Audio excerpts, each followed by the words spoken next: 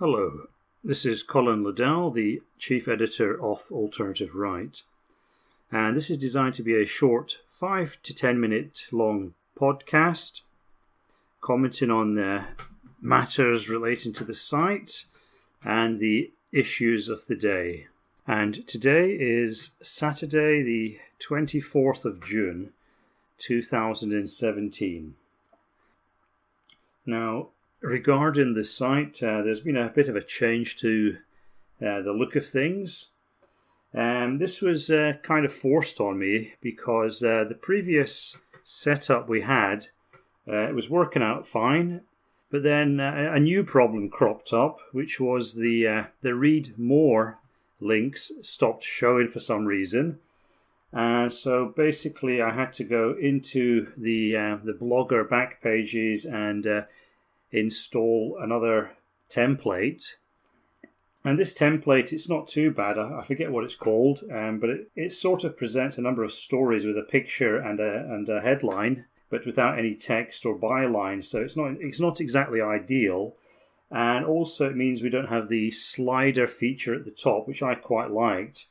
So it's not optimum alternative right blogger site, but it's a reasonably good stopgap. And so when I get time, I'll tinker around with things and try to get the site looking a bit more like it was a few weeks ago. Anyway, for the time being, just focus on the content and focus on the wine rather than the bottle. So, moving out from immediate site matters to wider issues of the alt-right, the last couple of weeks at least, the alt-right's been engaged in one of its sporadic bouts of infighting, mainly between the altright.com side, which is Richard Spencer and Daniel Freiberg, and the countercurrents side, which is mainly Greg Johnson and the people around him.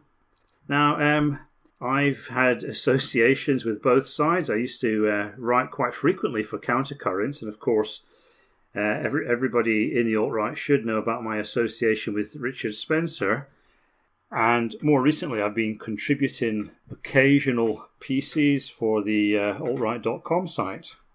Now, some of the more informed followers of the alt-right might also have noticed that we've had a couple of pieces up on Alt-Right News, our sister site, kind of making fun or mocking this controversy, mainly from a kind of slightly anti-countercurrents point of view. And so I guess some people might be wondering, where I stand on this issue and why. Well, I don't mind being frank and admitting that I do have a bit of a grudge against Greg Johnson, and this basically dates back a few months to when Greg Johnson saw fit to defriend me on Facebook, and this is something he's done with a number of people. It seems that Greg Johnson's way of building a movement, quotation marks, is to defriend people in the alt-right. I think Greg Johnson should try to stop doing that, and he should stay in touch with people. I think most of us are quite well intentioned to each other. I think I have a legitimate grudge against Greg Johnson, so I don't mind poking fun at him a little bit. But I'd be quite happy to ally and work with people like Johnson in the future. Now, the reason I think Johnson defriended me is because around about that time, it was the period following the famous TRS doxing, and I was less than supportive of Greg Johnson's position on the TRS doxing. Now, my interpretation of Greg Johnson's actions following the TRS doxing was that he saw this as an opportunity both for himself and Richard Spencer, and that he wanted to get in there first with his support for Mike Enoch and Seventh Son. So when I was less than supportive of that position, he decided to signal very hard about how pro-TRS he was by basically kicking me out of his, quotation marks, golden circle. Now, having said that, I wasn't particularly supportive of TRS in the period after their doxing. I wasn't particularly hostile either. Like a lot of people in the alt-right, I thought there were a lot of legitimate question marks, and that there was a lot of explaining to be done. And so I was just stepping back and keeping an open mind on that. How do I feel about TRS now? Well, I used to be part of the TRS inner circle, the secret Facebook group.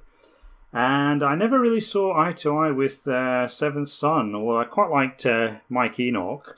I'm not sure why Seventh Son and I didn't see eye to eye. I think he took an irrational dislike to me for, various reasons, which I would, it would be fascinating for me to go into, but I don't think it would be very helpful to do so. But mainly psychologically driven reasons, not really based on any positions. Although, of course, there are differences regarding positions and tactics and so on, blah-de-blah-de-blah. Anyway, I think it's healthy to have these various ideological differences and differences of opinion and ideas. Of course, inevitably, a lot of personal antagonisms and petty egoism gets folded into the mix. And that's just to be expected. And regarding the basic split between Johnson and the Spencer Freiberg camp, I think that the best thing is not to take it too seriously. A lot of this kerfuffle will blow over in time. As far as I can see, there's been something of a kind of business divorce between the people at Arctos and the people who used to be at Arctos, which is John Morgan, who's now with Greg Johnson. There's going to be a lot of sniggering and name-calling about the gay thing. Now, some people are quite fundamentalist on the gay thing. I mean, I think Matt Forney, surprisingly enough, is quite fundamentalist on this issue. I'm less fundamentalist. I believe that, gay people can be a positive thing in our movement. Also, I don't think they're just going to disappear because certain people disapprove of them. I think there is a rationale behind gay involvement in the alt-right. There are legitimate questions to consider when you have a lot of gay people involved in a movement. Gay people are very catty at some level, and also whether they want to or not, they tend to have a lot of inside information on each other, which can sometimes lead to an unfortunate and rather twisted networking effect. So there are those issues to bear in mind when you have a lot of gays involved in any movement, and the alt-right certainly does have that. So we should be on our guard about that, but we should also be realistic and accept that at a certain level gay people are going to be involved in our movement, and try as much as possible to make that a positive. But right now, I don't think I'll be seeing eye to eye with Greg Johnson for quite some time. So a little bit of homophobia washing around in the alt-right is probably, a suitable balancing mechanism. Anyway, so I think I've wasted enough words on this controversy. So with that, I'll just say over and out.